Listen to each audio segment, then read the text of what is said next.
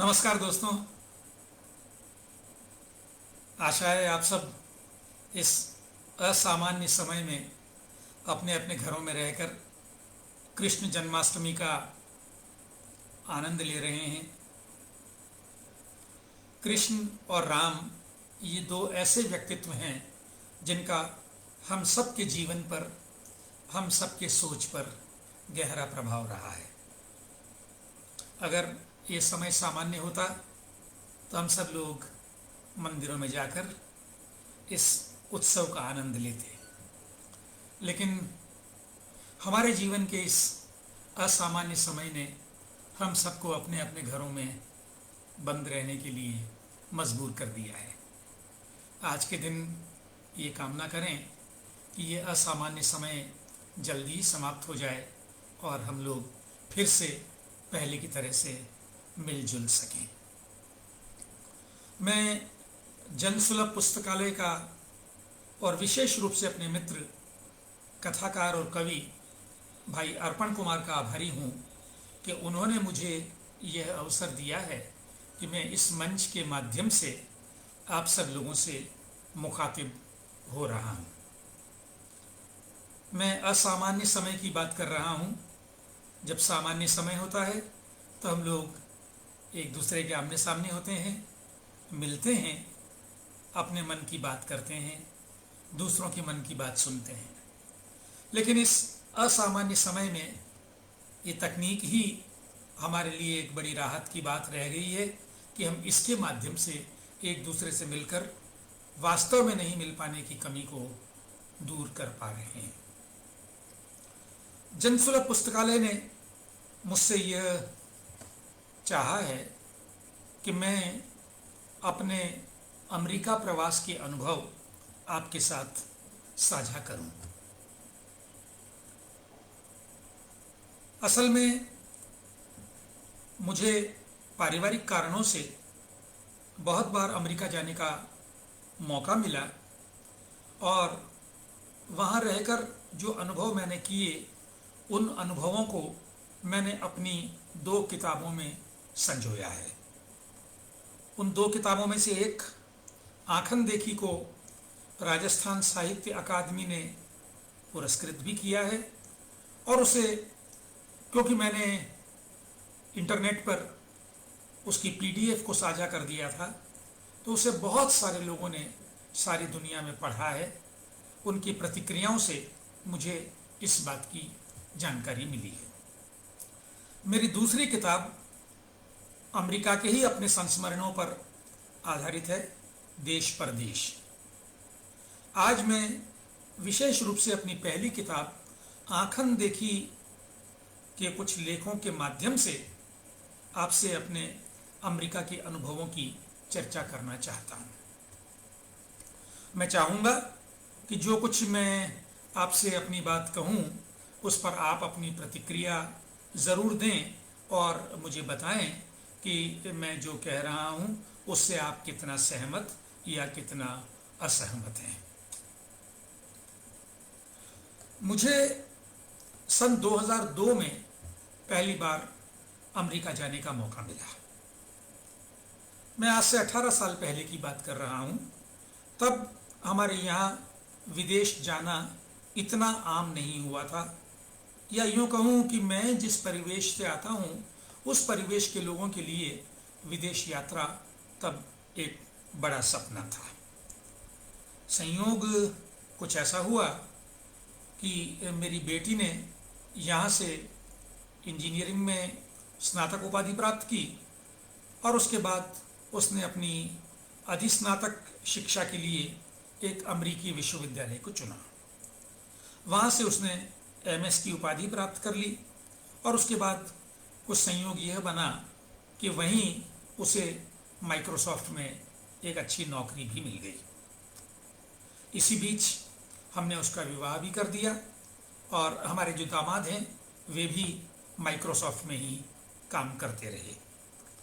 तो इन बच्चों का ये आग्रह था कि हम लोग उनके पास जाएं, उनकी नई बसी गृहस्थी को देखें। तो इस पारिवारिक कारण से हम लोगों को 2002 में अमेरिका जाने का मौका मिला। ये बात कहना हो सकता है पॉलिटिकली इनकरेक्ट हो, लेकिन फिर भी मैं कहूँगा कि अमेरिका हम सब के सपनों का देश लंबे समय से रहा है। अमेरिका ने विभिन्न क्षेत्रों में जो प्रगति की है, भौतिक प्रगति, तकनीकी प्रगति, वैज्ञानिक प्रगति, उस सब के कारण हम सब लोगों की कामनाओं का केंद्र अमेरिका रहा है। बावजूद इस बात के कि वैचारिक रूप से हम में से बहुत सारे लोग, जिनमें से मैं भी हूँ, अमेरिका की रीति नीति से असहमत रहे हैं, अब भी असहमत हैं। लेकिन असहमति अलग बात होती है, किसी को जानने का प्रयत्न करना अलग बात होती है। बहरहाल मेरी जो पहली यात्रा थी 2002 की, उसमें सहमति असहमति की बात नहीं थी, उसमें तो शुद्ध पारिवारिक बात थी। हम लोग बेटी दामाद के पास गए थे और उन लोगों की सौजन्य से हम लोग खूब घूमे। जब हम लोग पहली बार अमेरिका गए तब भी मुझे इस बात का स्मरण था कि अमेरिका और भारत के बीच एक बड़ा मज़ेदार रिश्ता है। आप सब जानते हैं उस रिश्ते को। असल में हुआ ये था कि सन 1492 में जब कोलंबस भारत को खोजने का प्रयास कर रहा था, तो भारत को खोजने के उस प्रयास में उसने अमेरिका को खोज डाला था। तो इस संयोग से अमेरिका और भारत का एक पुराना रिश्ता तो बन ही जाता है। उसके बाद बहुत कुछ हुआ, उस सब इतिहास में और उस विस्तार में जाना अनावश्यक होगा, लेकिन 1776 में 4 जुलाई को अमेरिका एक स्वतंत्र राष्ट्र बन गया और 1788 में वहाँ का अपना संविधान भी लागू हो गया। ये दो बातें करना मुझे इसलिए ज़रूरी लग रहा है कि एक स्वतंत्र देश के रूप में अमेरिका हमसे पुराने इतिहास का मालिक है, ये बात मैं कहना चाहता हूँ। और ये बात मैं इसलिए कहना चाहता हूँ कि जब बाद में एकाधिक बार अमेरिका जाकर रहने का और वहाँ के जनजीवन को देखने का मौका मिला, तो बहुत सारी बातों में मैं अमेरिका और भारत की तुलना करता रहा। न केवल तुलना करता रहा, दुखी भी होता रहा कि ऐसा वहाँ है, हमारे यहाँ क्यों नहीं है। लेकिन जब मैं इस ऐतिहासिक परिप्रेक्ष्य में देखता हूँ तो मैं पाता हूँ कि अमेरिका 1776 में आज़ाद हो जाता है, हम लोग 1947 में आज़ाद होते हैं। तो ये जो आज़ादी के समय का अंतराल है, इस अंतराल ने भी हमारे जीवन को अलग अलग रूप दिए हैं, ये बात मेरे ध्यान में रहती है। अमेरिका 2002 में मैं पहली बार गया और उसके बाद 2010 तक 4 बार मुझे वहाँ जाने का मौका मिला। इन 4 बार की यात्राओं में कुल मिलाकर लगभग 2 साल हम लोगों ने अमेरिका में गुजारे। जाहिर है कि इतने लंबे समय हम लोग वहाँ रहे तो घूमे फिरे भी, पर्यटन भी किया, वहाँ के दर्शनीय स्थल भी देखे, बहुत सारे शहरों की यात्रा की, वॉशिंगटन भी गए, न्यूयॉर्क भी गए, नियाग्रा फॉल्स भी देखा, ये सब कुछ किया। लेकिन इन सब पर तो दोस्तों खूब लिखा गया है। जब मेरे मन में अपने अमेरिका के अनुभव लिखने की बात आई तो मुझे लगा कि मुझे पर्यटक स्थलों के बारे में नहीं लिखना है। तब तक भी बहुत कुछ लिखा जा चुका था और उसके बाद से अब तो जब से हमारे जीवन में ये जो चाक्षुष माध्यम आए हैं, विजुअल मीडिया आया है, इंटरनेट वगैरह आया है, हमारी बहुत सारी फिल्मों की बाहर शूटिंग होने लगी है, तो हम लोग जहाँ जहाँ नहीं गए हैं उन जगहों को भी हम लोग बहुत अच्छी तरह से जान गए हैं। और मुझे नहीं लगता है कि मैं अब स्टैच्यू ऑफ लिबर्टी के बारे में या एम्पायर स्टेट बिल्डिंग के बारे में कुछ लिखकर आपके आनंद में या आपके ज्ञान में या आपकी सूचनाओं में कुछ इजाफा कर सकता हूँ। ये मेरा नज़रिया लिखते वक्त रहा ही नहीं। इसकी बजाय क्योंकि लगभग 2 साल हम लोग वहाँ रहे और परिवार की तरह से रहे, अपने बच्चों के साथ रहे, तो उनके जो दोस्त लोगों के परिवार हैं, उनके साथ काम करने वाले लोगों के परिवार हैं, उन लोगों से मिलने जुलने का भी मौका हम लोगों को मिलता रहा। और जब हम उन सब लोगों से मिलते रहे तो इस बहाने हमें वहाँ के सामाजिक जीवन को देखने का भी खूब मौका मिला। वहाँ का सामाजिक जीवन, वहाँ का नागरिक जीवन, वहाँ की सरकारी व्यवस्थाएं, वहाँ के नागरिकों को क्या सुविधाएं उपलब्ध हैं, वो लोग किस तरह का बर्ताव करते हैं, इन सब चीज़ों को देखने का मुझे मौका मिला। और तब मुझे लगा कि ये जो एक अलग दुनिया मैं वहाँ रहकर देख रहा हूँ, क्यों न इस दुनिया की कुछ झलकें मैं अपने पाठकों के साथ भी साझा करूं।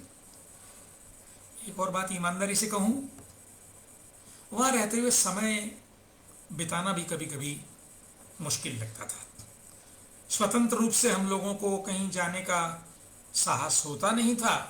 बच्चे वीकेंड पर फ्री होते थे और वीकेंड पर तो हम लोग उनके साथ खूब घूमते, या जब कभी वो छुट्टियां लेकर हमारे साथ कहीं बाहर जाने का कार्यक्रम बना पाते तब हम लोग घूमते, अन्यथा सप्ताह के काम के दिनों में हम लोग घर में ही रहते। तो कुछ वक्त बिताने की मजबूरी भी शायद रही कि वहाँ रहते हुए मैंने अपना वक्त बिताने के लिए अपने अनुभवों को लिपिबद्ध करना शुरू कर दिया। इस तरह से जब कुछ लिखा और एक संयोग हुआ कि वहाँ की एक साहित्यिक संस्था ने अपनी किसी गोष्ठी में मुझे आमंत्रित किया, मैं भी चला गया। अच्छा ही लगता है समान धर्मा लोगों से मिलना, लेकिन जब सब लोग अपनी अपनी चीज़ें वहाँ सुना रहे थे तो मेरे सामने तो बड़ा संकट था। संकट यह था कि मैं न तो कवि हूँ न कथाकार हूँ, तो मैं क्या सुनाऊँ। तो मैंने हिम्मत करके तब लिखा हुआ अपना एक संस्मरण वहाँ लोगों को सुना दिया, और उस संस्मरण पर लोगों की जो प्रतिक्रियाएं मिली, वे प्रतिक्रियाएं मेरा बड़ा उत्साह बढ़ाने वाली थी। मुझे अच्छा लगा कि वो लोग मेरे लिखे को पसंद कर रहे हैं, और लोगों ने मुझे ये कहा कि यहाँ जो भी आता है वो अमेरिका के नकारात्मक पक्षों की ही बात करता है। आप हमें एक ऐसे बिरले व्यक्ति मिले हैं जो यहाँ के जीवन के सकारात्मक पक्षों की बात कर रहा है। उनकी इस प्रतिक्रिया से मेरा उत्साह बढ़ा। कुछ और लिखा, और यही एक मैं प्रसंगांतर कर दूं। असल में हम लोग बहुत सारी चीज़ों के बारे में अपनी अपनी धारणाएं बना लेते हैं, और उन धारणाओं से हम लोग ऐसे चिपक जाते हैं कि उससे भिन्न हम कुछ मानने को तैयार ही नहीं होते हैं। मैं जब पहली बार अमेरिका जाकर आया तो मैं यहाँ एक कॉलेज में पढ़ाता था, राजस्थान के एक कॉलेज में। मैंने अपने कुछ अनुभवों की चर्चा अपनी एक कक्षा में की तो मेरा एक विद्यार्थी मुझसे बड़ा नाराज हुआ। उसकी नाराजगी ये थी कि सर आप तो हर चीज़ का सकारात्मक पक्ष ही बताते रहते हैं, जबकि अमेरिका तो बहुत ही बुरा देश है। मैंने उससे कहा भाई क्या क्या बुराई है। उसका कहना था वहाँ तो बड़ी नग्नता है, वहाँ बड़ी अश्लीलता है, वहाँ बड़ी भौतिकता है, वगैरह वगैरह। वो जो एक छवि लोकप्रिय माध्यम हमारे मन में बनाते हैं, उसी की बात वो करने लगा।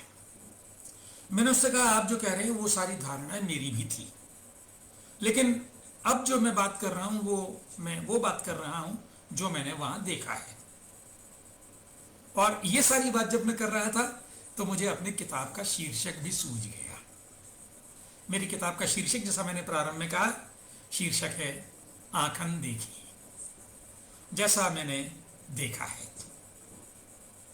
अब अपनी बात को आगे बढ़ाऊं उससे पहले मुझे ठीक लगेगा और शायद आपको भी ठीक लगे कि मैं अपनी इस किताब से एक अंश आपको पढ़कर सुनाऊं। आज 12 अगस्त है। 3 दिन के बाद हम लोग अपने देश का स्वाधीनता दिवस मनाने जा रहे हैं। एक बार ये संयोग रहा कि अमेरिका का जो स्वाधीनता दिवस है 4 जुलाई, तब हम लोग अमेरिका नहीं थे, और वहाँ अपने बच्चों के साथ हमें अमेरिका के स्वाधीनता दिवस का आनंद लेने का मौका भी मिला। न केवल आनंद लेने का, बल्कि ये देखने का भी कि वे लोग अपनी आज़ादी का उत्सव हम लोगों से कितनी भिन्नता के साथ मनाते हैं। अपने इस लेख में मैंने यही कुछ लिखा है। लेख का शीर्षक है स्वाधीनता का उल्लास। मैं इस लेख को पूरा नहीं पढ़ रहा हूं, इसके कुछ अंश पढ़ रहा हूं। 4 जुलाई अमेरिका का स्वाधीनता दिवस है। यहां भी भारत की तरह 2 ही राष्ट्रीय पर्व हैं, स्वाधीनता दिवस तथा शहीद दिवस, जिसे मेमोरियल डे के नाम से भी जाना जाता है और जिसकी चर्चा मैंने एक अन्य लेख में की है। इस बार स्वाधीनता दिवस रविवार को था, इसलिए स्वाधीनता दिवस का अवकाश अगले दिन यानी सोमवार को किया गया। शनिवार को यहां वैसे भी ज्यादातर कामकाज बंद रहता है, इसलिए शुक्रवार की शाम से ही वीकेंड का उत्साही माहौल शुरू हो गया था। दुकानों, गैस स्टेशंस वगैरह तक पर सेल्समैन और woman have a nice long weekend की शुभकामनाएं दे रहे थे। अमेरिका में झंडे को लेकर उस तरह का पवित्रता का भाव नहीं है जैसा भारत में है। कोई भी कहीं भी किसी भी तरह झंडे या उसके पैटर्न या उसके अंश का उपयोग कर सकता है। यही आज़ादी थी कि महीने के पहले दिन से ही पूरा माहौल राष्ट्रीय ध्वजमय नजर आने लगा था। सड़कों पर, दुकानों में, पार्कों में, गाड़ियों में, हर कहीं अमेरिकी झंडे दिखाई देने लगे थे। क्योंकि यह व्यावसायिक समाज है, दुकानदारों ने इंडिपेंडेंस डे के सेल के बड़े बड़े विज्ञापन देने शुरू कर दिए थे। और किताब से हटकर कहूं कि अब हमारे यहाँ भी ये हो गया है, अब बड़े बड़े व्यावसायिक प्रतिष्ठान इंडिपेंडेंस डे सेल हमारे यहाँ भी करने लगे हैं। अमरीकियों को इस बात में महारत हासिल है कि वे हर प्रसंग को अपना माल बेचने के अवसर में तब्दील कर सकते हैं। 4 जुलाई को यहाँ वैसा कुछ भी नहीं होता जैसा इसके 1 माह 11 दिन बाद भारत में होता है। न राष्ट्र को संबोधन, न ध्वजारोहण, न परेड। यहाँ आजादी का ये दिन भरपूर उत्सव, उल्लास और मौज मजे का दिन है। लोग घर से बाहर निकलते हैं, पिकनिक मनाते हैं। अमरीकी वैसे भी घर से बाहर निकलने और मौज मजा करने की ज्यादा ही शौकीन होते हैं। जरा सा मौका मिलना चाहिए उन्हें बाहर निकलने का, पूरा तामझाम लेकर निकल पड़ेंगे। जुलाई में तो मौसम भी अच्छा होता है। याद आता है हरिशंकर परसाई ने लिखा था कि भारत में स्वाधीनता दिवस भीगता है और गणतंत्र दिवस ठिठुरता है। अमेरिका में धूप और उजास भरा खुला खुला दिन अच्छा माना जाता है। इस लिहाज से इस बार यहाँ मौसम कुछ ज्यादा ही उम्दा था। यह भी एक अतिरिक्त कारण था कि सड़कों पर गाड़ियों की रेलम पेल थी और सारे पार्क, बीच और आमोद प्रमोद के अन्य सभी स्थान उल्लास, उमंग और जिंदगी से लबरेज अमेरिकियों से खचाखच भरे थे। स्वाधीनता दिवस का यहाँ सबसे बड़ा आकर्षण होता है आतिशबाजी का सार्वजनिक प्रदर्शन। वैसे अमेरिका में आतिशबाजी पर पूर्ण प्रतिबंध है, 2 कारणों से। एक, इससे जान माल का खतरा पैदा होता है और 2, इससे होने वाला शोर आपकी व्यक्तिगत स्वाधीनता को आहत करता है। अमरीकी लोग अपनी स्वाधीनता को लेकर बहुत संवेदनशील हैं और यहाँ का शासन सुरक्षा को लेकर। इसलिए भारत की तरह की आतिशबाजी की आज़ादी की तो यहाँ कल्पना भी नहीं की जा सकती और इसीलिए साल में एक बार होने वाली आतिशबाजी का महत्वपूर्ण बन जाना स्वाभाविक है। आतिशबाजी का आयोजन सार्वजनिक तौर पर किया जाता है और उसे देखने के लिए जो भीड़ जुटती है वो बस देखने काबिल होती है। क्योंकि इन दिनों यहाँ रात देर से होती है, क्षमा कीजिए,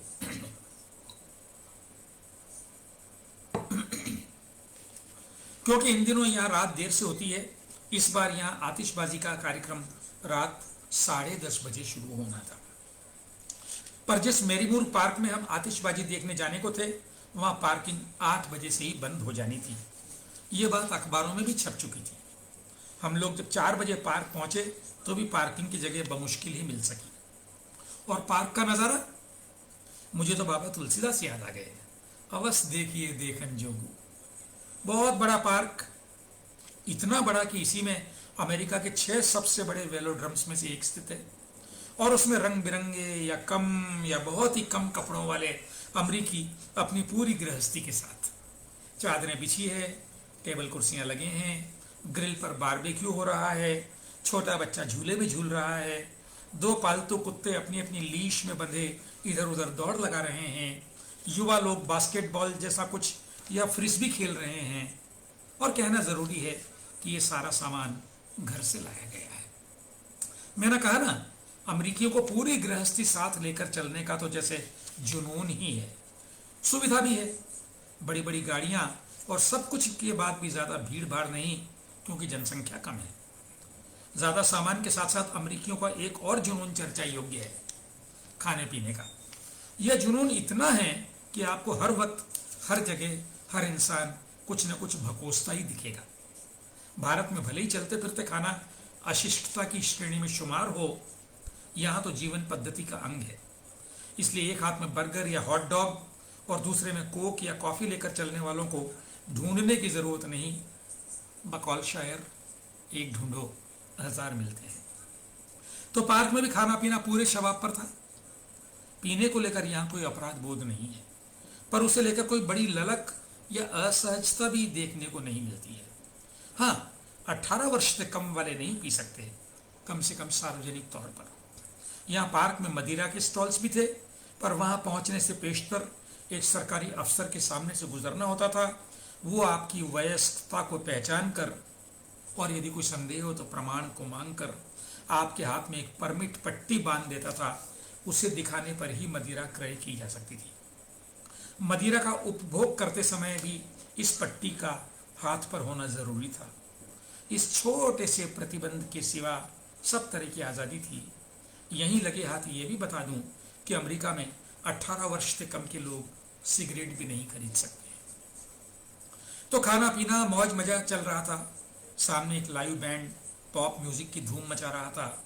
लोग अपने अपने में खोए भरपूर आनंद ले रहे थे। यहाँ का समाज अपने में पूरी तरह मगन रहता है। न वो आपकी जिंदगी में दखल देता है और न अपनी जिंदगी में कोई दखल सहन करता है। यही कारण है कि पार्क में चाहे जैसे कपड़े पहने स्त्री पुरुष भी भरपूर थे, पर उनकी तरफ ध्यान देने की फुर्सत या इच्छा किसी को नहीं थी। इन सब में स्वाधीनता दिवस था तो केवल इतना कि किसी का टी शर्ट झंडे का था, किसी की चादर, किसी का तौलिया, किसी की टोपी। रात ठीक 10:30 बजे आकाश रंग बिरंगी आतिशबाजी से नहा उठा। हर चमक पर तालियां या हर्ष ध्वनि की गुंजार। आतिशबाजी ठीक ठाक थी। सच कहूं, भारत की आतिशबाजी को स्मरण कर मैं थोड़ा निराश ही हुआ। जो कलात्मकता और कल्पनाशीलता हमारी आतिशबाजी में होती है वो नहीं थी। पर सब लोग इस आतिशबाजी का भरपूर मजा ले रहे थे। स्याह रात यानी घना अंधेरा और रंग बिरंगे फूलों या तारों या तीरों से भर भर जाता आकाश, और हर प्रस्तुति पर जमीन से उठता प्रशंसा और उल्लास का आह्लादक शोर। अमरीकी लोग प्रशंसा करने में कतई कंजूस नहीं है। वे बहुत खुलकर दाद दे रहे थे और इससे उनका अपना उल्लास भी दोगुना चौगुना हो रहा था। तो ऐसा था अमरीकी आज़ादी का उत्सव। बल्कि असल आज़ादी का उत्सव तो था ही यही।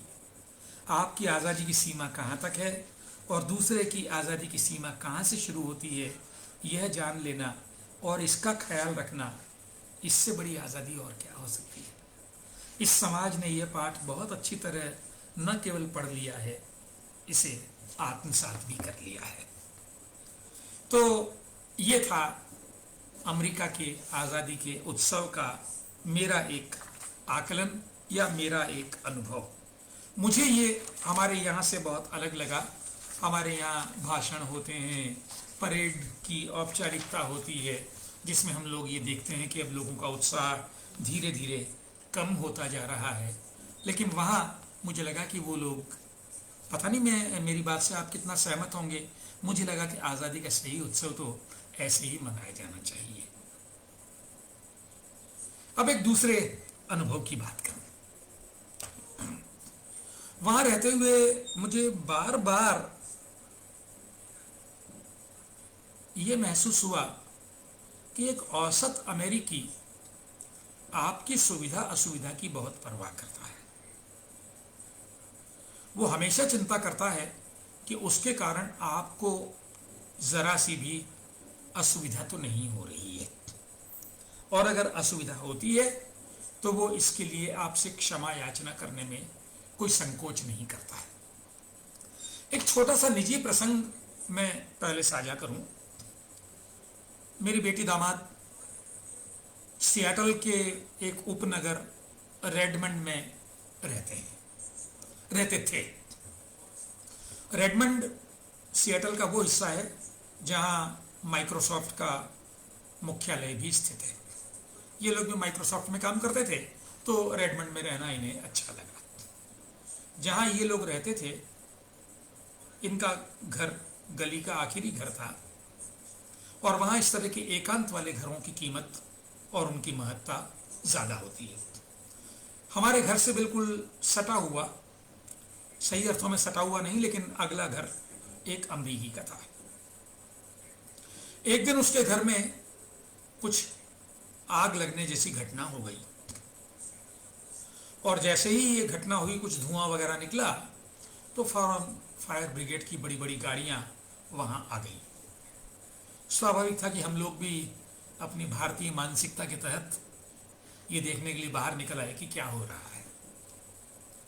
जैसे ही उस अमरीकी ने हम 3-4 लोगों को बाहर खड़े देखा, बजाय अपने घर की चिंता करने की वो आया और हमसे पूरी गंभीरता से, पूरी निष्ठा से, पूरी ईमानदारी से इस बात के लिए माफी मांगने लगा कि उसके कारण हम लोगों को असुविधा हो रही है।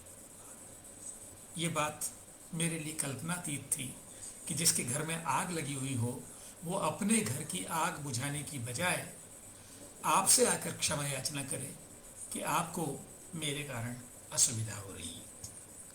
हम लोगों का जीवन, हम लोगों का सोच, हम लोगों का रहन सहन, हम लोगों का रवैया इस तरह का नहीं है। हम लोग अपने जीवन में जो कुछ देखते हैं वो तो इससे बिल्कुल भिन्न होता है। तो मेरा ध्यान इस बात की तरफ गए बगैर नहीं रहा कि एक सामान्य अमेरिकी आपकी सुविधा असुविधा की बहुत परवाह करता है। बहुत बार हम लोगों ने देखा कि अगर हम लोग सड़क पार कर रहे हैं तो कोई भी गाड़ी वाला, जब तक आप सुरक्षित रूप से सड़क पार नहीं कर लेंगे, अपनी गाड़ी रोककर खड़ा होगा। आप कहीं किसी मॉल में जा रहे हैं और आपसे आगे कोई व्यक्ति है, तो वो उस समय तक दरवाजे को थाम कर खड़ा रहेगा जब तक कि आप प्रवेश न कर लें। यह तो कल्पनातीत है कि वो दरवाजे को छोड़कर आगे बढ़ जाए और दरवाजा भड़ाक से आपके मुंह पर बंद हो। ऐसा कभी हो ही नहीं सकता। क्यू को लेकर भी यही रवैया मैंने वहां देखा। वहां लोग क्यू लगाते हैं, लेकिन वो क्यू हमारी तरह का क्यू नहीं होता है जहां हम लोग एक दूसरे से बिल्कुल सट कर खड़े होते हैं, इस डर के कारण कि अगर हमने थोड़ी दूरी रखी तो बीच में आकर कोई खड़ा हो जाएगा। लेकिन इतना ही नहीं, वहां मैंने ये भी देखा कि आप एक व्यक्ति के पीछे खड़े हैं और कोई नया व्यक्ति आया, अगर वो अनिश्चित है कि आप क्यू में हैं या नहीं, तो बजाय इसके कि वो उस खाली जगह में खड़ा हो जाए, वो अनिवार्यतः आपसे पूछेगा, are you in the queue. अगर आप क्यू में हैं तो वो आपको छोड़कर आपके पीछे खड़ा होगा, वहां खड़ा नहीं होगा। इस तरह की बातें मैंने वहां रहकर बहुत नोट की। तो मैंने इन सारे अनुभवों को समेटते हुए एक लेख लिखा, और उस लेख का शीर्षक मैंने अपनी प्रिय कथाकार मन्नू भंडारी की एक कहानी से चुरा लिया। शीर्षक है, यही सच है। आपको याद ही है कि यही सच है मन्नू जी की बड़ी प्रसिद्ध कहानी है, और इसी कहानी पर हिंदी की बहुत लोकप्रिय फिल्म रजनीगंधा बनी थी। इस लेख का एक अंश मैं आपके लिए पढ़ रहा हूं। अमेरिकी लोगों के शिष्टाचार, शालीनता, सद्व्यवहार ने मुझे बहुत प्रभावित किया है। आप पैदल सड़क पार कर रहे हैं तो गाड़ी में बैठा व्यक्ति आपको तसल्ली से सड़क पार करने देगा। आप दरवाजा पार कर रहे हैं तो आपसे आगे वाला व्यक्ति आपके लिए दरवाजा थामे रहेगा। अपरिचित भी आपसे दृष्टि संपर्क होते ही मुस्कुराकर हेलो कहेगा। अगर किसी को ज़रा भी ऐसा लगा कि उसके कारण आपको असुविधा हुई है तो वो आपसे क्षमा याचना करेगा वगैरह। मैं वाणिज्यिक और व्यावसायिक प्रतिष्ठानों की चर्चा यहाँ जानबूझकर नहीं कर रहा हूँ, हालांकि प्रभावित वहाँ भी कम नहीं हुआ। किसी भी दुकान का सेल्समैन या वुमन, हालांकि आपको उनसे संपर्क का अवसर भारत की तुलना में कम ही मिलता है, शालीनता की प्रतिमूर्ति ही होता है या होती है। वहाँ के असल में वहाँ हमारे घर जो अखबार आता था सिएटल टाइम्स, अब तो वो अखबार बंद हो गया है, उसका ऑनलाइन एडिशन ही आता है। उसको मैं नियमित रूप से पढ़ता था और उसकी कुछ चीज़ों को मैंने अपने इस लेख में समेटा है। मैं उसी की चर्चा कर रहा हूँ, थोड़ा सा बीच का अंश छोड़कर। जूडिथ मार्टिन नाम की एक महिला मिस मैनर्स नाम से एक साप्ताहिक कॉलम इस अखबार में लिखती है। इस कॉलम में वे पाठकों के शिष्टाचार विषयक सवालों के जवाब देती हैं। अब ये तो बहुत अच्छी बात है कि कोई समाज शिष्टाचार को इतनी अहमियत दे। अक्सर लोगों के सवाल उनकी संवेदनशीलता का ही परिचय देते हैं। किसी आयोजन में किस किस को बुलाया जाए, अगर निमंत्रण स्वीकार न कर पाए तो क्या करें, कैसा उपहार दें आदि। लेकिन इस अखबार में मिस मैनर्स से जो 3 जिज्ञासाएं की है, जरा उनकी बानगी देखिए। एक महिला ने लिखा कि जब वे कीमोथेरेपी कराकर घर लौटती हैं तो घर पर उनकी नर्स उनसे कहती हैं कि वे अपने पति की माँ जैसी दिखती हैं। वे ये भी लिखती हैं कि जब से वे बीमार हुई हैं कईयों ने उन्हें कहा है कि वे अपने बेटे की दादी माँ जैसी लगती है। उनकी एक मित्र अक्सर बीमारी, इलाज, वजन आदि की अप्रीतिकर चर्चा कर उन्हें आहत करती है। अब ये देखिए, ये उस समाज का दूसरा रूप है। मैं जो सराहना कर रहा हूँ, अखबार पढ़कर मुझे लगता है कि नहीं, सब कुछ अच्छा ही अच्छा नहीं है, कुछ गड़बड़ भी है। एक अन्य महिला ने हालांकि प्रश्न तो एटिकेट विषयक ही किया है, पर जो बात उन्होंने लिखी है वो मुझे कुछ ज़्यादा ही अजीब लगी। उन्होंने लिखा है कि वे अपने पति के साथ एक उम्दा रेस्टोरेंट में डिनर के लिए गई। वहाँ उन्हें एक बड़ी ब्रेड परोसी गई जिसे उन्हीं लोगों को एक बड़ी छुरी से काटना था। लगभग आधा खाना खा चुकने के बाद इस ब्रेड को काटते हुए उनके पतिदेव अपना अंगूठा भी काट बैठे।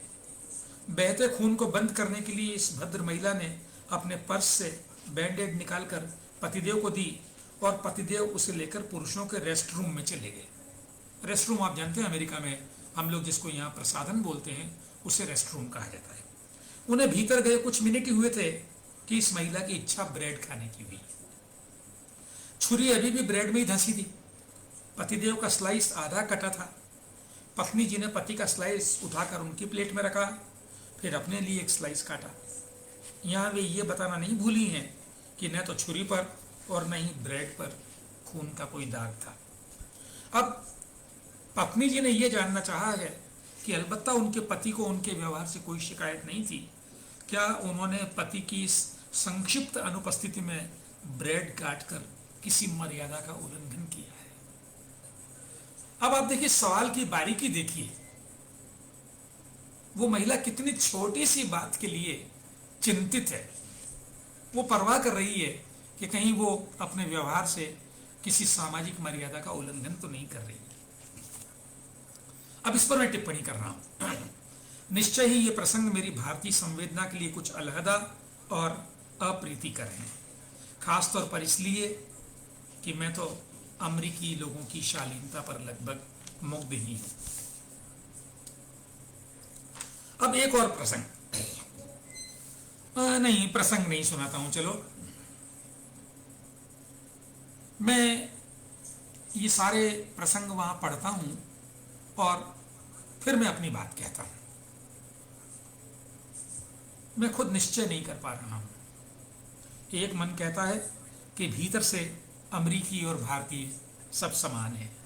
असल जो है वो मुलम्मा है, यानी मेकअप। अमेरिका एक पूंजीवादी देश है, पैकेजिंग का महत्व पूरी तरह समझ लिया गया है, जबकि हमारे यहाँ भारत में चीज़ें अभी भी बहुत कुछ अपने प्रकृत रूपों में ही है। यही कारण है कि भारत में बहुत सारी विकृतियाँ, विरूपताएँ, बदतमीजियाँ, अशालीनताएँ नजर आती हैं। हमें शानदार पैकेजिंग जो नहीं आती है। ये लोग बहुत उन्नत हैं, इन्होंने अपने व्यवहार पर शालीनता की बहुत उम्दा परत चढ़ा ली है। किसी उम्दा ब्यूटी पार्लर से प्रसाधन कराकर निकली महिला को देखें और फिर उसी को बगैर मेकअप के देखें। मुझे जैसे भारतीयों को अमेरिका को जितना और जैसा देखने का मौका मिलता है, उससे जो छवि मन पर अंकित होती है वो अपनी तरह स्वाभाविक है। आमतौर से हमारा सामना व्यावसायिक लोगों से ही होता है और या फिर नागरिकों से, ऐसी स्थितियों में जहां उनका प्रकृत रूप सामने नहीं आता है। ये मेरे मन का एक सोच है। लेकिन एक और मन है मेरा जो कहता है कि नहीं, ऐसा नहीं है, ये समाज कुछ मानों में निश्चय ही बेहतर है। इन्हीं प्रसंगों को इस नज़र से देखता हूँ तो पाता हूँ कि ये बातें इस समाज की गंभीर चिंताओं को जाहिर करती हैं। क्या हम ऐसी बातों पर प्रश्नाकुल होते हैं? अगर ये लोग इन बातों की चिंता कर रहे हैं तो ये तो इनकी संवेदनशीलता का द्योतक है। क्या हम ऐसी छोटी छोटी बातों को अहमियत देते हैं? आखिर सोचना करने की पहली सीढ़ी तो है। जिन कॉलमों का हवाला मैंने दिया उनमें ऐसे ऐसे सूक्ष्म मुद्दे उठाए जाते हैं कि मैं तो चकित रह जाता हूँ। एक दिन एक भद्र महिला ने अपनी एक बहुत ही खास समस्या की चर्चा की। वे अंग्रेजी के साथ साथ फ्रेंच भी बोलती हैं और अपनी बेटी को भी उन्होंने इन दोनों भाषाओं में प्रवीण किया है। बेटी से वे फ्रेंच में ही बात करती हैं। इस भद्र महिला का आजकल एक ऐसे सज्जन से प्रणय प्रसंग चल रहा है जिनके 3 बेटियां हैं। वो लोग केवल अंग्रेजी बोलते हैं। भद्र महिला ने जानना चाहा है कि इन लोगों के सामने माँ बेटी का आपस में फ्रेंच में बतियाना इन्हें आहत तो नहीं करता होगा। है ना सूक्ष्म संवेदनशीलता की बात। क्या बात है कि हम भारतीय इस तरह की सूक्ष्म बातों पर चिंतित नहीं होते और ये अमरीकी होते हैं। यही तो फर्क है। मैंने अपने शहरों में विदेशी पर्यटकों से अक्सर दुर्व्यवहार ही होते देखा है, जबकि यहाँ न हमने कभी किसी भी तरह के दुर्व्यवहार का अनुभव किया, न किसी अन्य भारतीय से ऐसा एक भी अनुभव सुना। हमें अपने देश में अपने देशवासियों से भी प्रायः ऐसा नहीं व्यवहार मिलता कि जिसकी तारीफ में कुछ कहा या लिखा जाए, जबकि यहाँ हर जगह हर प्रसंग काबिल तारीफ ही मिला। दुकानदार द्वारा have a nice day, sorry और थैंक्स का उदारतापूर्ण प्रयोग आम है। कोई अजनबी भी आपसे दृष्टि संपर्क होते ही मुस्कुराए बगैर नहीं रहेगा। आपको किसी तरह की असुविधा न हो, इसका ध्यान हर कोई रखता ही है। क्या इन बातों को एकदम ही नज़रअंदाज कर देना युक्ति संगत होगा? आप क्या सोचते हैं? हो सकता है यहाँ आप मुझसे बहुत असहमत भी हों, होना भी चाहिए। मैं चाहता भी हूं कि आप असहमत हों, लेकिन जैसा मुझे लगा वो मैं लिखने से खुद को नहीं रोक पाया। कोई दबाव तो था नहीं, जैसा मुझे लग रहा था मैं लिख रहा था। अब मैंने बार बार बाजार की चर्चा की है, ये कहा है कि ये तो एक व्यावसायिक समाज है, तो क्यों ना बाजार का एक प्रसंग आपके साथ साझा कर लूं। इसी किताब में मेरा एक लेख है जिसका शीर्षक मैंने एक पुराने फिल्मी गाने से लिया है। शायद साहिर लुधियानवी का लिखा हुआ वो गीत था, कहो जी तुम क्या क्या खरीदोगे। ये इस लेख का शीर्षक है। इस लेख को मैं बीच में से आपको इसका एक अंश सुना रहा हूं।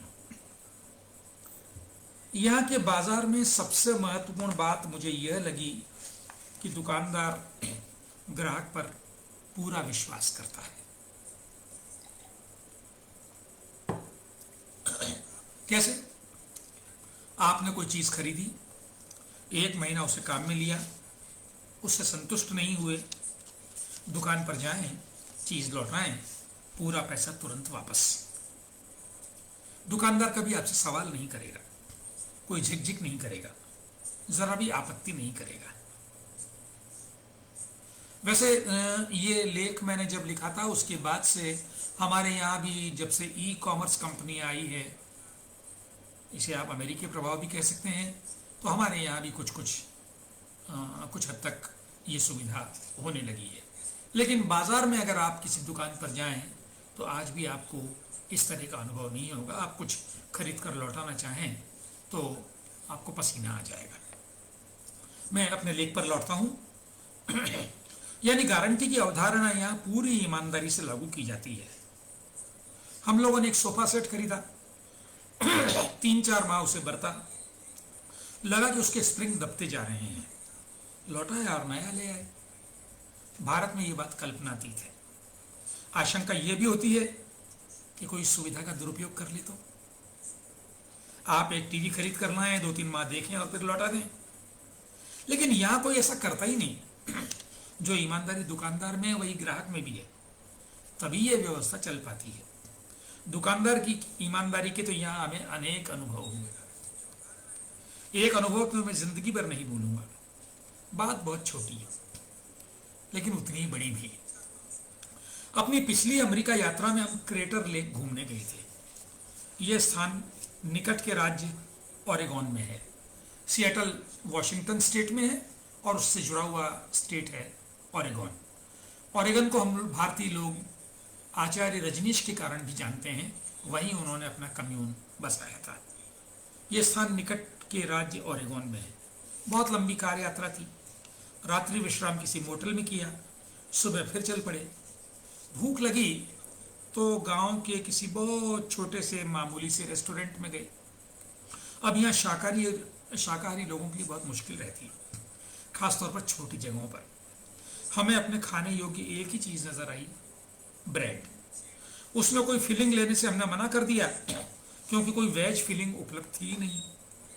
हम ब्रेड खाना शुरू करने ही वाले थे कि काउंटर पर जो महिला थी वो हमारे पास आई और क्षमा याचना करती हुई बोली कि जो ब्रेड हम लाए हैं वो बासी है, कल की बनी हुई है। हमने उसे अपनी शाकाहारी विवशता बताई। उसने रेस्टोरेंट मालिक से विमर्श किया और फिर आकर हमें अपना फैसला सुनाया। एक तो हमने बासी ब्रेड ली है, दूसरे कोई फिलिंग भी नहीं ली है, इसलिए हमसे कोई पैसा नहीं लिया जाएगा। ये अनुभव तो हमें एकाधिक बार हुए हैं कि किसी रेस्टोरेंट में गए हैं, कोई खास डिश हमें अच्छी नहीं लगी है, हमने वेटर से अनायास ही इसका जिक्र कर दिया है।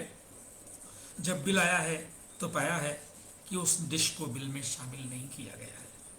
क्या आप भारत में इस बात की कल्पना कर सकते हैं? एक औसत आम दुकानदार की पहली कोशिश ही बासी, पुराना, खराब माल निकालने की होती है। हम में से हर एक के स्मृति कोश में ऐसे अनेक प्रसंग हैं जब दुकानदार ने अपने माल की खराबी स्वीकार करने की बजाय हम ही को गलत ठहराया है। कस्टमर इज ऑलवेज राइट तो किताबों और दीवारों पर लिखी जाने वाली इबारत है, और अगर ग्राहक विदेशी हो तो फिर कहना ही क्या। सोने का अंडा देने वाली मुर्गी बार बार हाथ थोड़ी आती है, उसे तो एकदम से हलाल कर ही देना है। लेकिन अमेरिका में ये शायद सार्वजनिक और निजी भी जीवन की नैतिकता है कि कोई आपको ठगने की चेष्टा नहीं करता है। मुझे तो बार बार यही ख्याल आता रहा कि अगर हम एक विदेशी के रूप में भारत घूमने आए होते तो हमें जो अनुभव होते उनसे ये अनुभव जो एक भारतीय के रूप में अमेरिका घूमते हुए हो रहे थे कितने भिन्न और विपरीत हैं। चाहे तो ये बात और जोड़ लें कि भारत में विदेशी गोरी चमड़ी वगैरह के प्रति अतिरिक्त सम्मान भाव के बावजूद विदेशियों से दुर्व्यवहार होता है और उनको ठगा जाता है, जबकि दुनिया में अपनी चौधराहट के लिए कुख्यात इस देश में हम तो तीसरी दुनिया के नागरिक होने के बावजूद ये अच्छी यादें बटोर रहे हैं।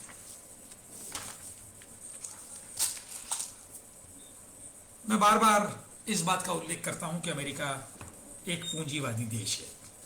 मेरा अपना जो सोच है, जो रुझान है, वो मुझे पूंजीवाद को नापसंद करने के लिए बार बार प्रेरित करता है। पूंजीवाद के लिए मेरे मन में कोई लगाव नहीं है और अमेरिका इस पूंजीवाद का सबसे बड़ा उदाहरण है। लेकिन यहां भी मुझे बड़ी खुशी हुई कि मैंने पाया कि इस पूंजीवाद में भी समाजवाद सेंध लगा रहा है। मैंने एक लेख लिखा, पूंजीवाद के देश में समाजवाद की घुसपैठ।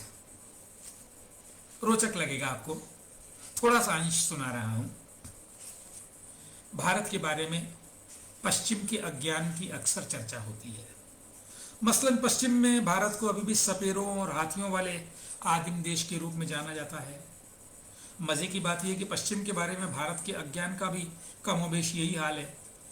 जैसे कि पेरिस में कांच की सड़कें हैं, अमेरिका में इतनी अमीरी और इफरात है कि लोग अपनी कारें सीधे समुद्र में ही डाल देते हैं। इधर सूचना क्रांति और चाक्षुष माध्यमों के त्वरित विकास से इस तरह के आधारहीन मिथक टूटते जा रहे हैं। निश्चय ही अमेरिका बाहुल्य का देश है, खासी अमीरी है इस देश में, वैसे गरीबी भी कम नहीं है, डॉलर की भी मन की भी। लोगों को उपयोग का और नवीनतम को अपनाने का जैसे जुनून ही है। नए का क्रेज इतना है कि महंगी से महंगी ड्रेस 1-1.5 महीने बाद सेल पर चली जाती है। लेकिन जो सामान आपने खरीद लिया है और अब आप जिसका इस्तेमाल नहीं करना चाहते हैं, उसका क्या हुआ? समुद्र में फेंक दिया जाए।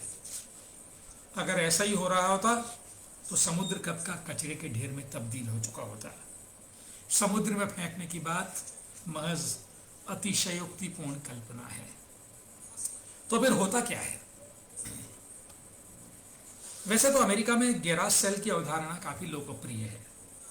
वस्तुतः यहाँ के गैराज हमारे स्टोर का अमेरिकी संस्करण ही होते हैं। जैसे अपने घरों में स्टोर होता है, वैसे अमेरिका में गैराज होता है। वहाँ न केवल कार बल्कि कारें खड़ी की जाती हैं, घर का सारा एक्स्ट्रा सामान भी वहीं रखा जाता है, जो है एक हद तक गैर ज़रूरी या कम ज़रूरी होता है। तो अगर किसी को कुछ भी सामान अनुपयोगी लगता है तो वो उसे अलग छांट गैराज सेल के बोर्ड के साथ गैराज में रख देता है, अखबार या इंटरनेट पर विज्ञापन दे देता है, मूल्य भी प्रचारित कर देता है। ज़रूरतमंद आते हैं, सामान पसंद करते हैं, कभी कभार मोल भाव भी होता है और बस। लेकिन हर चीज़ के साथ तो ये व्यवस्था कारगर नहीं हो पाती है। अगर आपके सामान का कोई खरीदार ना मिले तो, आप खुद ही उसे बेचना ना चाहें लेकिन उससे मुक्ति पाना चाहें तो। जैसे जैसे पर्यावरण के प्रति जागरूकता बढ़ रही है, चीज़ों को फेंकने और इस तरह पर्यावरण को बिगाड़ने का चलन घटता जा रहा है। ऐसे अनेक संगठन बन गए हैं जो विज्ञापन देकर आपसे आपका बेकार सामान लेते हैं और उसे रिसाइकल करते हैं, बल्कि कभी कभी तो वो आपको पैसा देते हैं। पर इधर हाल में कुछ और भी तेज दिमाग लोगों ने एक और अच्छी पहल की है। लगता है पूंजीवादी देश में भी समाजवाद आ रहा है। आपके पास ज्यादा है तो उसे दे दें जिसकी उसे जरूरत है। कैसे होता है ये? एक संगठन बन गया है फ्री साइकिल। इस संगठन की एक वेबसाइट भी है। आप इस साइट पर जाएं और अपने इलाके के संगठन को ढूंढ लें, एक छोटा सा पंजीकरण फॉर्म भरें, वो भी ऑनलाइन, और बस। कोई सदस्यता शुल्क नहीं। संगठन का मूल सोच यह है कि कोई चीज कबाड़ नहीं होती है। हो सकता है जो चीज आपके लिए अनुपयोगी हो गई है उसकी जरूरत किसी और को हो। संगठन दोनों के बीच आदान प्रदान करने को सुगम बनाता है। हमारे इलाके में जो समूह है उसका नाम फ्री साइकिल सिएटल है। इस समूह की साइट पर 2 तरह के विज्ञापन दिए जाते हैं, ऑफर्ड और वांटेड, यानी जो देना है और जो चाहिए। अब आपने ऐसा कोई संदेश देखा जिसमें ऑफर की गई वस्तु आपको चाहिए, तो आप विज्ञापन दाता को ईमेल कर दें। क्या होगा अगर उस चीज को चाहने वाले एक से ज्यादा हों?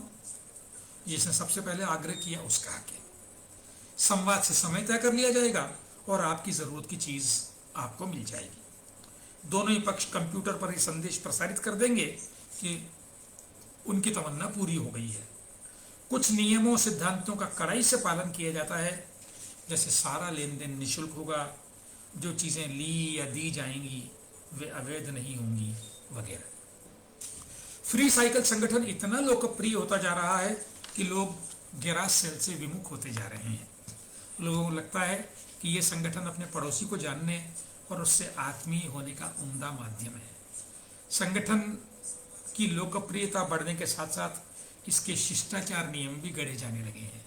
लोगों को सलाह दी जाती है कि वे उतना ही लें जितना वांछित हो, और यह भी कि उन्हें ज़्यादा खुश देकर होना चाहिए, न कि लेकर।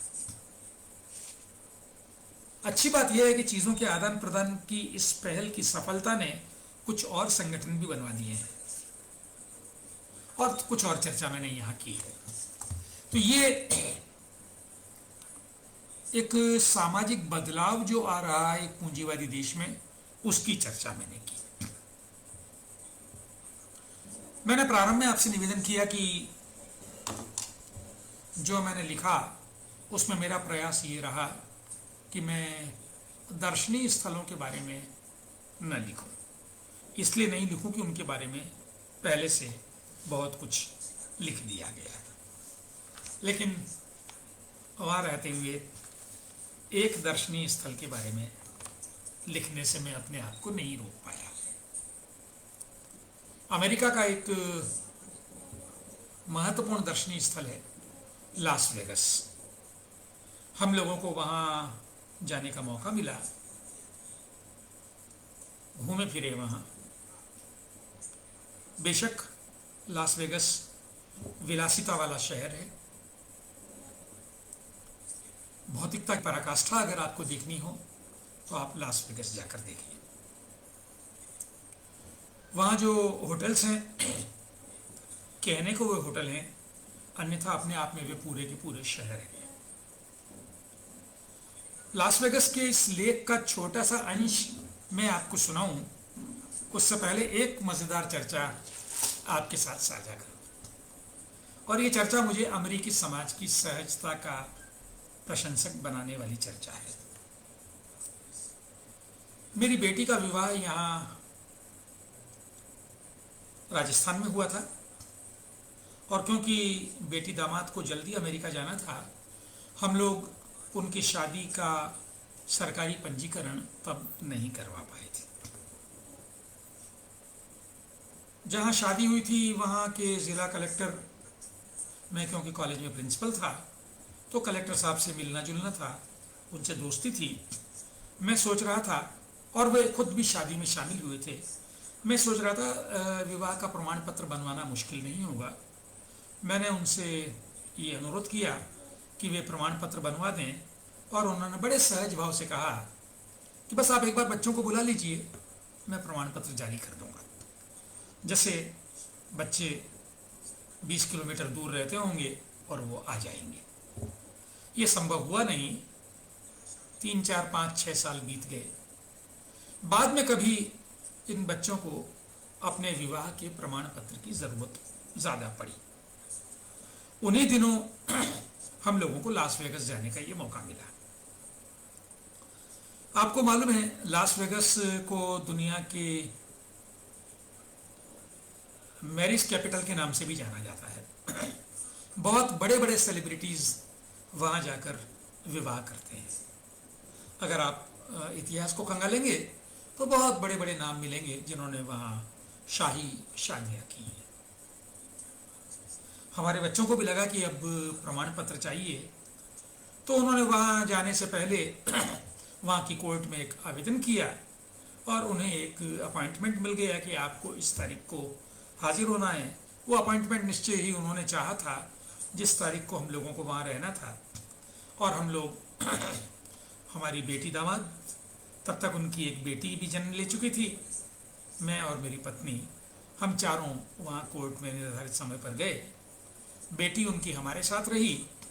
वे लोग कोर्ट में गए, जो भी वहाँ न्यायाधिकारी होगा उसके सामने प्रस्तुत हुए, कुछ 2-4 कागजों पर हस्ताक्षर किए, और मुश्किल से 15 मिनट लगे होंगे, वो विवाह का प्रमाण पत्र लेकर बाहर आ गए। इस अनुभव को देखकर मुझे ये लगा कि चीजों को कैसे कम से कम जटिल रखा जाए और इतना सरल बनाया जाए कि नागरिक को असुविधा ना हो। ये बात हमें अमेरिकियों से सीखनी चाहिए। उनका सोच ये है कि अगर 2 वयस्क लोग पारस्परिक सहमति से विवाह करना चाह रहे हैं या कह रहे हैं कि हम विवाहित हैं, तो हमें प्रमाण पत्र देने में क्या दिक्कत है? क्यों ना प्रमाण पत्र दे दिया जाए। और वहां मैंने बहुत सारे मामलों में पाया कि जो चीजें सरल हैं उनको वो जटिल नहीं बनाते हैं।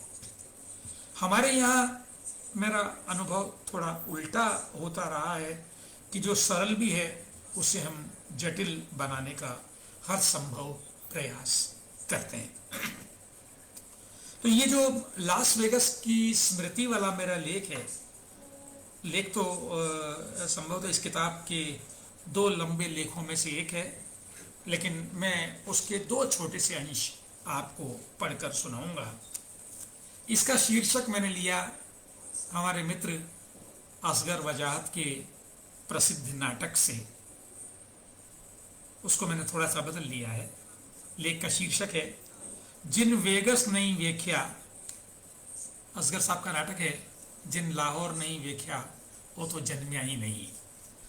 मैंने शीर्षक दिया जिन वेगस नहीं वेख्या उर्फ लास वेगस रहेगा याद। शीर्षक का दूसरा टुकड़ा अज्ञे जी की किताब से है, अरे यायावर रहेगा याद। दो छोटे अंश इस लेख के मैं पढ़ूंगा।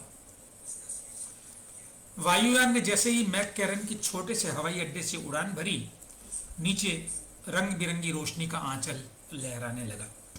यह एक ऐसा दृश्य था जिसे मैं जब भी याद करूंगा वाणी और शब्दों की असमर्थता महसूस करूंगा। रोशनियां थी लास वेगस की, जहां 3 दिन बिताकर हम सिएटल लौट रहे थे।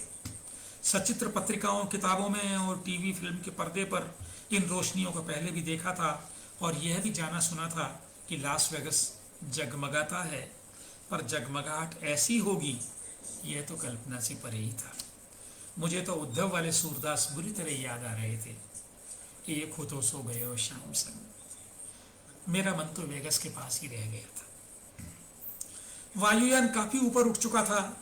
रोशनियां धीरे धीरे एक बिंदु में तब्दील होकर अंधेरे में विलीन होने को थीं और मैं सोच रहा था कि अगर चारू मुकेश के लास वेगस भ्रमण के प्रस्ताव को स्वीकार न किया होता तो मैं कैसे अनुभव से वंचित रह गया होता। वायुयान काफी ऊपर उठ चुका था। रोशनियां धीरे धीरे एक बिंदु में तब्दील होकर अंधेरे में विलीन होने को थी और मैं सोच रहा था। जब इन लोगों ने कहा कि हम किसी सप्ताहांत लास वेगस घूम आए तो सच कहूं मैं कतई उत्साहित नहीं था। लास वेगस के बारे में जितना जानता था उससे मुझ में वहां जाने की कोई ललक नहीं थी। ऐसा शहर जो अपने जुआ घरों के लिए विख्यात है, भला मुझे कैसे आकृष्ट करता। मुझे तो ताश तक खेलना नहीं आता, दिलचस्पी नहीं। कभी दिवाली पर रस्म अदायगी तक के लिए भी जुआ नहीं खेला। मुझे भला लास वेगस क्यों जाना चाहिए। चारों ने बताया कि वहां बड़े बड़े होटल हैं, खूब दर्शनीय। मैं सोचता रहा होटल का क्या देखना। अपने उदयपुर का लेक पैलेस, जयपुर का क्लार्क्स आमेर, दिल्ली का अशोका और मुंबई का ताज देखे तो हैं। आखिर वो होटल में होगा क्या, वही lobby, swimming pool, shopping orchid वगैरह। यह भी मन में था कि 3 दिन करेंगे क्या। ऊपर से ये जानकारी भी कि लास वेगस नेवाडा के घोर रेगिस्तान में है। इन दिनों बेतहाशा गर्मी पड़ रही है। बेटी दामाद ने लास वेगस की स्ट्रिप की तारीफ की, फ्रेमोंट स्ट्रीट का गुणगान किया, रोशनियों की तारीफ की। मैं कुएं का मेंढक अपने उदयपुर जयपुर की गलियों बाजारों की दिवाली की रोशनी की सजावट की पराकाष्ठा मानता हुआ इनकी बातों से खास उत्साहित नहीं हुआ। पर अब मनी मन इस बात पर अपनी पीठ थपथपा रहा था कि बहुत अच्छा किया जो न जाने की जिद पर न अड़ा। अगर न गया होता तो जीवन के एक अद्वितीय और अविस्मरणीय अनुभव से वंचित ही रह गया होता। लास वेगस जाकर ही महसूस किया कि शब्दों और तस्वीरों से आगे भी बहुत कुछ होता है। सब कुछ को अभिव्यक्त कर देने की सामर्थ्य इनमें भी नहीं है। जो आपकी आंखें देख सकती हैं वो कोई और आप तक पहुंचा ही नहीं सकता।